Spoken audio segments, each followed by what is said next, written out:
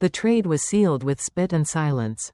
1 cabin, 4 goats, and a woman. That's how the man had said it, you get the girl and the land. 1 clean deal. No ceremony, no pause, just the scrawl of her father's name on a paper that held more weight than vows or blood. Marta hadn't spoken when it happened. She had nodded, eyes vacant, mouth pressed tight, the way one does when screaming would make no difference. She didn't remember the moment Cutter, the buyer, looked her over like livestock. She only remembered her father not looking back. The man who'd once lifted her onto horses, told her stories by firelight. He didn't meet her eyes as he handed her over to a stranger for the price of a roof and a few cloven-hoofed animals. Maybe because if he had, he would have seen the last spark of his daughter dim into something else. Cutter didn't touch her that first night. He wasn't gentle, just uninterested. He pointed at the hearth and tossed her a flint. "Keep it lit," he said. Then he turned in and left her standing there, a stranger in a cold room that smelled of old leather and ashes. And Marta did. For 5 long days, she kept the fire alive. She cooked what he brought home from the trapline, stringy rabbit, bitter roots, sometimes nothing at all. She swept. She chopped wood. She didn't ask questions, didn't complain. She knew how to survive. She'd raised 3 siblings after her mother died, learned to quiet hunger with boiled weeds and to hush grief with lullabies she barely believed. But what she wasn't prepared for, what years of quiet endurance couldn't teach, was what happened on the 6th day. It was nothing, really. A stew too thick, a smell too smoky. Cutter slammed the door behind him with such force the wooden walls shook. He sniffed once, then snarled, "You burned it." Marta opened her mouth to explain. There was a hole in the pot. The flame was uneven, but before she could form the words, his hand flew. The slap cracked like dried bone. The back of his hand smelled like smoke and something else, old blood. Maybe, or rot. She didn't cry out, not from pride, but from shock. She staggered, one hand on her cheek, the other gripping the table. "You think you're worth this roof?" He spat. "Think you came in the deal because you're pretty?" His voice dripped with mockery, contempt like venom in the air. She didn't speak. She didn't know how. The world spun. Colors dimmed, and the heat from the hearth mocked the cold now gathering in her ribs. Then, without another word, he yanked open the cabin door, grabbed her coat, and soaked it in the bucket by the stove. "Out," he growled. Her mouth opened in disbelief. But still, she said nothing. There were no neighbors, no town within screaming distance. Just snow, trees, and wind. He flung the wet coat at her. It hit her chest with a heavy slap, and she caught it more from instinct than purpose. "Try your silence out there," he hissed, and slammed the door shut behind her. The bolt clicked. Marta stood barefoot on the porch, her toes instantly freezing to the damp wood. The coat clung to her like cold mud. She wrapped it around herself anyway, stumbling down the steps into the snow. The night swallowed her. Her breath came sharp and fast, steaming from her lips. Her ribs screamed. Each step felt like it cracked something in her body, bone. Resolve. Memory. She didn't cry. There wasn't time for crying. This was how it ended. Then, not with war or flood or illness, but with one burned meal and a man who thought she had no name. She would be a body found in spring, curled like a question mark, wearing a coat soaked with mockery. The snow pulled at her feet, cold and deep. She fell once, then twice. The third time, she didn't get up. The ground kissed her hard. Her cheek met the ice. Pain exploded behind her eyes. But it was far away, as if happening to someone else. The world narrowed to sound, the ragged gasps of her breath, the shriek of wind through branches. Her hands clutched at the fur of her coat, which had stiffened in the cold. Her lips moved, not in prayer but memory. She thought of her mother's hands, the sound of goats bleating in the morning, the one time she saw the ocean. And then, movement. She wasn't alone. Shapes, shadows. She couldn't lift her head, but she felt them, small, light footsteps crunching through the snow. Children? No. Ghosts? Her brain was flickering like dying fire. Then, pressure, warmth, fabric. A weight pressed over her. Not heavy like earth, but dense and alive. A hide, maybe 2 hands, tiny and fast, tucking furs around her. A voice, a whisper, not in English, She couldn't understand the words. But she understood the intention. Breathe, it seemed to say. Stay. And she did. She faded, not into death, but into a deep, dark sleep that held no fear. Her body thawed inch by inch against the heat of others who chose to lay beside her. In a blizzard, with no reason to trust her except that she was dying. Somewhere, far off, someone sang, not loud, not hopeful, just steady, and Marta, who had been traded like firewood and thrown away like ash, let herself be held. For the first time in years, maybe ever, she let herself be saved. When Marta woke, the pain in her ribs was sharper than any memory. And yet, it was not the first thing she noticed. It was the silence, the kind that wasn't empty, but full, breathing, moving, watching. Her cheek lay against a pillow of straw, and warmth cradled her in the form of heavy fur, tucked tightly beneath her chin. Then the faces came into focus. 7 of them. 7 children stood at the foot of the bed, barefoot and solemn, each with a hand on the edge of the blanket that covered her. None of them said a word. They simply stared, their eyes wide, curious, uncertain, like they were trying to decide if she was ghost or girl. Curse or miracle. One girl knelt closest, with an unraveling braid and eyes too serious for her age. She whispered something to the smallest boy beside her, and he disappeared into the shadows of the back room. Marta tried to sit up, but pain flared hot through her side. The girl gently pressed her back down. No, she said softly, you stay. The voice wasn't harsh, it was careful, as though shaped by someone who had only ever learned words from watching others use them to harm.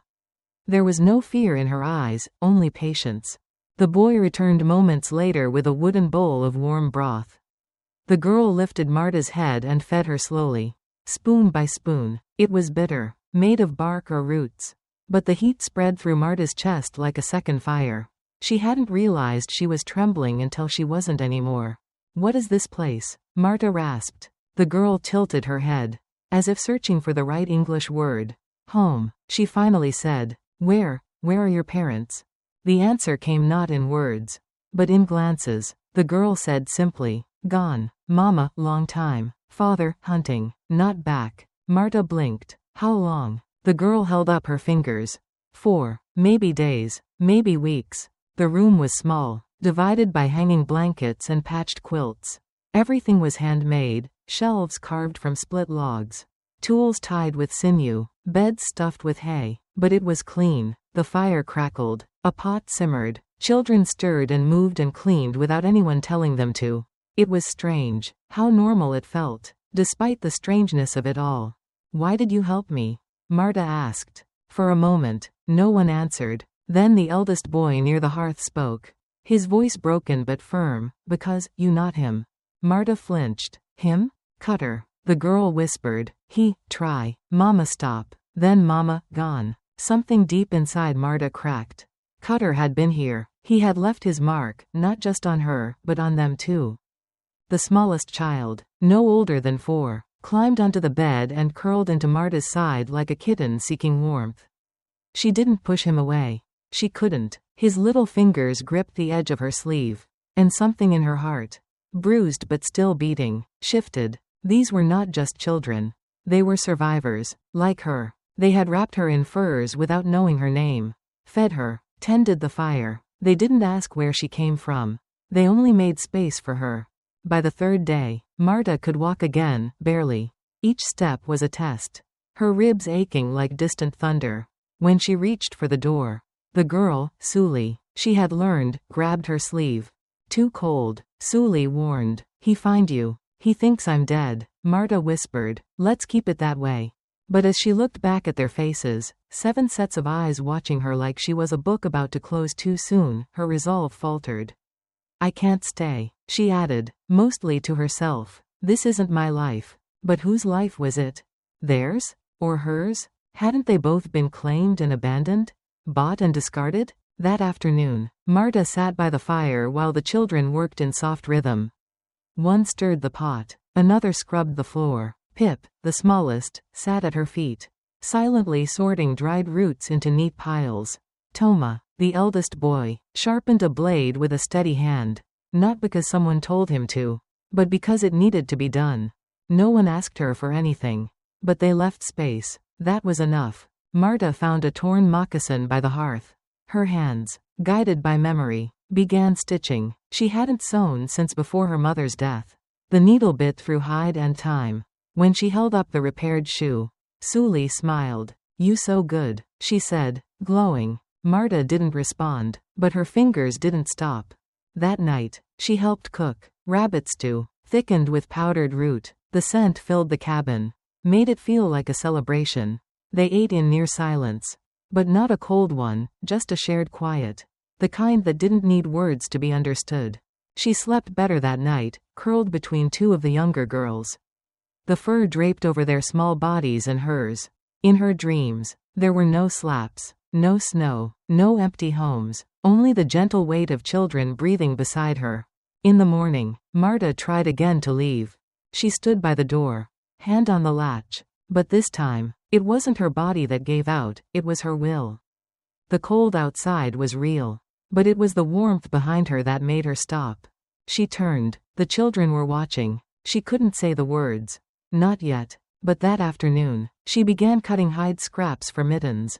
"For who?" Suli asked. "For all of you," Marta said. "Yours are too thin." Toma, normally stone-faced, gave the faintest smile. "You stay now?" he asked. Marta didn't answer. She didn't need to. That night, when they passed her the fur again, she didn't hesitate. She pulled it over her like it belonged to her.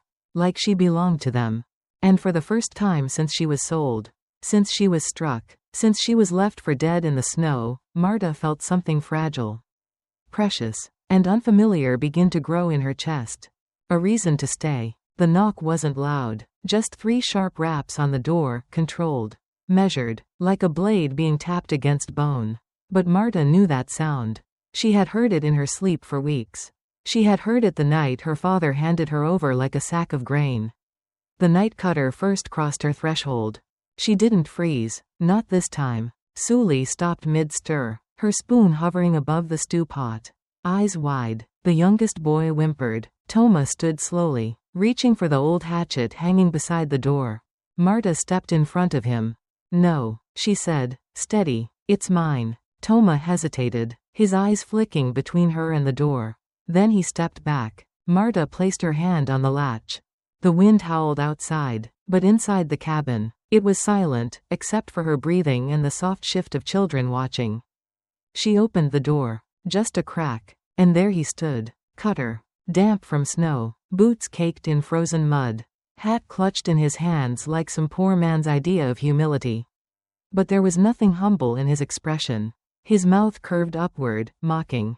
Entitled. Well, he drawled. "Didn't expect you to last.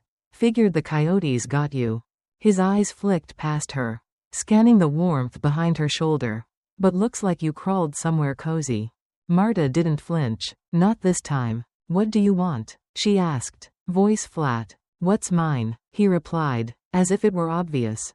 "You. I paid your father. You came with the cabin." He said it like someone claiming a shovel or a sack of flour. Not a person, not a woman, not someone who had nearly died in the snow he'd thrown her into. "You think these half-breeds'll keep you safe?" he sneered, taking a step forward. "You think that fire and those furs are going to keep you from what's due?" He pushed the door wider. But before he could enter, Toma moved. The boy, barely 15 but strong and silent, slammed the door forward into Cutter's arm with the force of 2 winters' worth of fury. Another child, Suli's brother, helped brace it. Cutter stumbled back, swearing. Still, Marta didn't retreat. "You'll leave," she said, stepping into the doorway, the fur still around her shoulders. Not for warmth, but for pride. Cutter blinked. "What? You'll go," she repeated. "You won't come back." He laughed. A dry, humorless bark. "You think you get to decide that? You left me to die." She snapped, her voice rising. "You hit me, threw me into a storm. And now you want to reclaim a ghost?"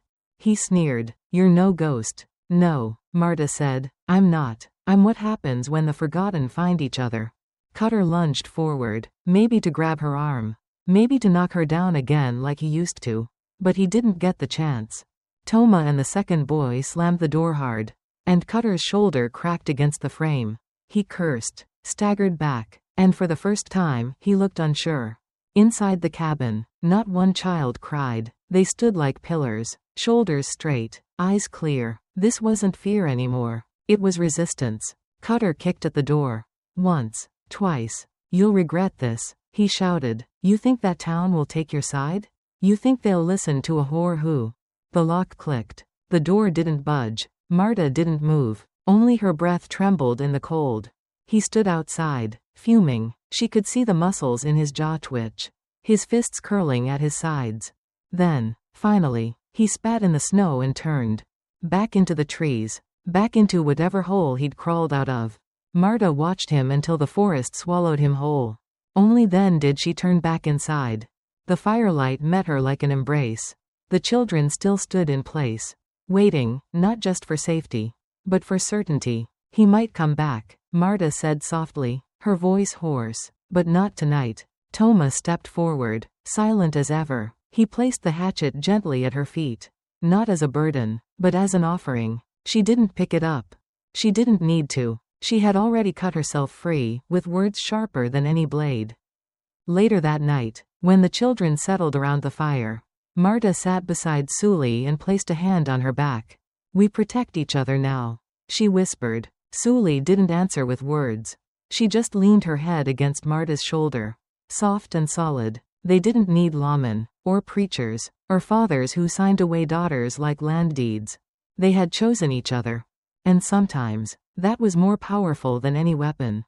In the stillness of that night, Marta didn't sleep. She kept the fire burning. Not because he might come back, but because she was no longer the one being kept warm. She was the one doing the keeping. And for the first time, the warmth felt like hers to give. It came folded in a satchel that once belonged to a traitor. Creased at the corners, water-stained, and sealed with the township's wax. The letter felt heavier than the paper it was written on. Marta found it tucked beneath a cracked ledger the children had been using to practice their letters. The crest was unmistakable. She didn't open it at first. Instead, she watched Suli hum to herself by the hearth, teaching Pip the lullaby Marta had once whispered on a storm-heavy night. Toma was outside chopping firewood. The others were scattered around the room, busy but calm. Finally, Marta stepped outside, letter in hand, and sat on the cabin's wooden stoop. She broke the seal. "You are hereby informed that the land previously occupied by William Cutter has been reclaimed by the township due to abandonment and lack of tax contribution. Any current occupants must vacate within 30 days or be subject to removal by law."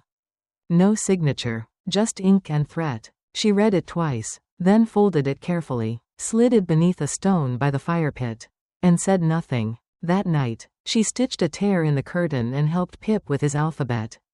Her hands moved steadily, but her breath was shallow. The children didn't ask. They could feel it in the air, like wolves sense shifting winds. At dawn, before the first fire was lit, Marta saddled the old mare Nakai had left behind and rode alone.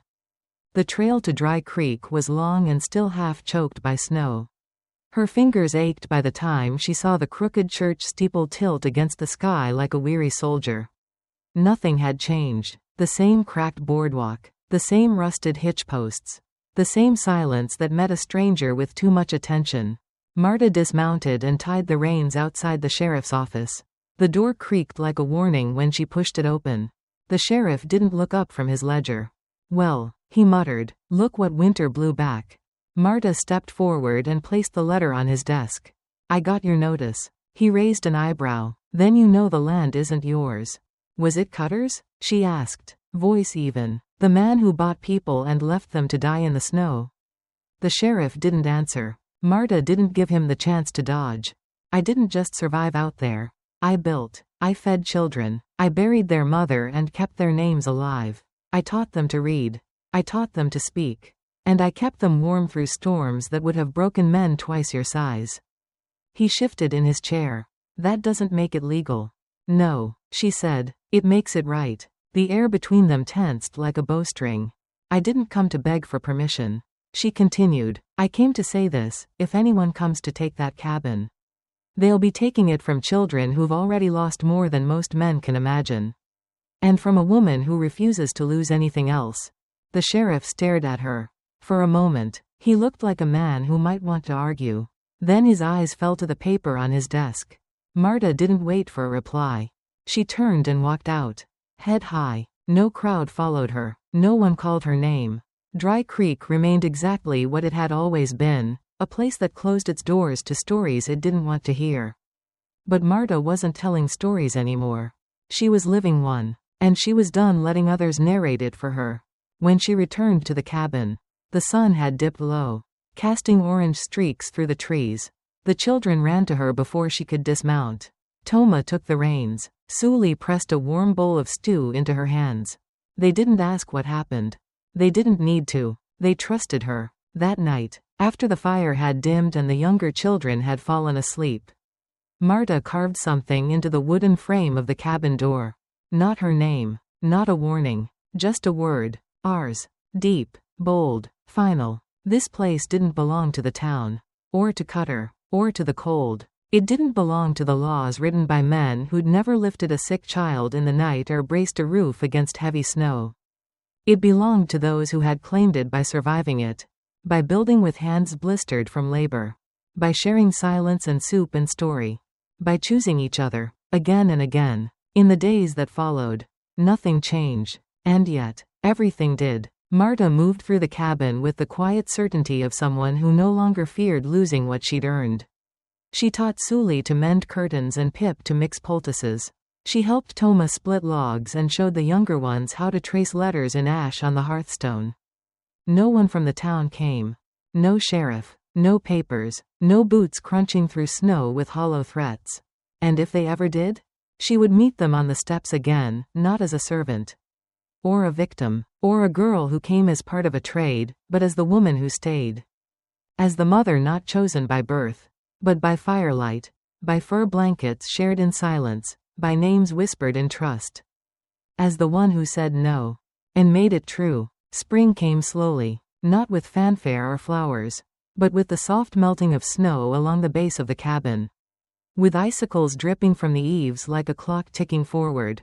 The wind lost its bite. The days stretched longer. And Marta found herself waking not in fear. But in rhythm. The woodpile was low but still enough. The roof had held through storms and weight. The children, no. Her children, no longer whispered when they spoke English. Sully had begun reading aloud from a tattered reader Nakai had brought. Pip didn't cling to her leg during thunder. Toma now repaired the shed before she could ask. It wasn't a miracle. It was work. Quiet. Relentless. Healing work. But it was theirs. One morning, Marta found Sully crouched at the edge of the clearing. Her fingers digging into the soft, thawing soil. Beside her sat a cloth bundle filled with small, pale roots. "What are you planting?" Marta asked, kneeling beside her. "Medicine root," Sully said without looking up. "Grandmother showed me once, but I want it to grow here now." Marta brushed a loose strand of hair from the girl's cheek. "Do you think it'll take?" "Maybe," Sully said with a shrug. "Ground was hard, but I break it up. Give it sun. We see." Marta smiled. "That's how people grow, too." Sully tilted her head. "People?" "Yes," Marta said softly. "And now we're people who get to choose where and how we grow." That afternoon, the children dragged out hide scraps and made kites. The wind was perfect. Laughter filled the clearing, loud and wild and free. They raced through the trees, shouting each other's names, their joy stretching farther than the shadows. Marta stood at the doorway, fur over her shoulders, watching them. She hadn't cried in weeks. Not from pain, not from fear, but now, watching Pip's kite lift above the pines. Her eyes burned, not with sorrow, but with fullness. Toma appeared beside her with a basket of wild onions. He didn't speak, just handed them to her. She took the basket like it held more than food. "Spring's here," he said. "Yes." She nodded. "It is. Will we stay here forever?" he asked. Marta looked out across the land, the trees, the clearing, the roof they'd patched with their own hands. "Maybe not forever," she said honestly, "but long enough. Long enough to plant things and see them grow." He seemed to understand. "Will they come for us?" he asked next. "Maybe," she said again. "Maybe staying means knowing someone will try to take it, and choosing not to run." Toma nodded once and turned back toward the others, where Sully's kite had begun to dance above the branches. Marta stood alone for a moment longer, breathing in the scent of damp wood and green things. They hadn't just endured winter. They had taken root. That evening, Marta gathered her carving knife and stepped to the doorframe. The wood was weathered, strong, and bare. With slow, sure movements, she etched a single word. Ours. Not hers, not mine, not his, not the township's. Ours. Not granted by law, not claimed by deed, but carved by survival and sown in kindness. That night, the children noticed the carving but said nothing. They didn't need to. They saw it in the way Marta ladled soup into their bowls. In the way she touched Pip's forehead before sleep. In how she sat beside Sully as she stumbled over the word belonging in her book. They saw it in each other, too. The way Toma stood watch not out of fear, but duty. The way the twins shared mittens without arguing. The way the youngest whispered lullabies to the goats as if they understood. This wasn't a hiding place anymore. It was home. When Marta lay down that night, with Sully's feet tucked against her legs and Pip's arm over her waist. She didn't think about how it all began, with a trade. With betrayal, with snow and blood and silence. She thought of choice. She had been chosen by these children without a name. Without a question, and in return, she had chosen them back, day after day, meal after meal, stitch after stitch. The wind whispered through the cracks in the wall like it always did. But Marta no longer flinched. There would be more winters, more letters, more knocks at the door. But she knew now, she wasn't alone behind it. And if they came again, sheriff, townsfolk, anyone who thought they could erase what had been built here, Marta would not hide. She would not beg. She would stand on the threshold, shoulders square, eyes steady, children at her back, and she would say what needed to be said. We are not yours to move. We are not shadows to forget. We are not stories you get to rewrite. She would point to the earth beneath her feet, to the door she had carved, to the children who slept safely behind her. This is ours, and this time, there would be no one left to take it from them.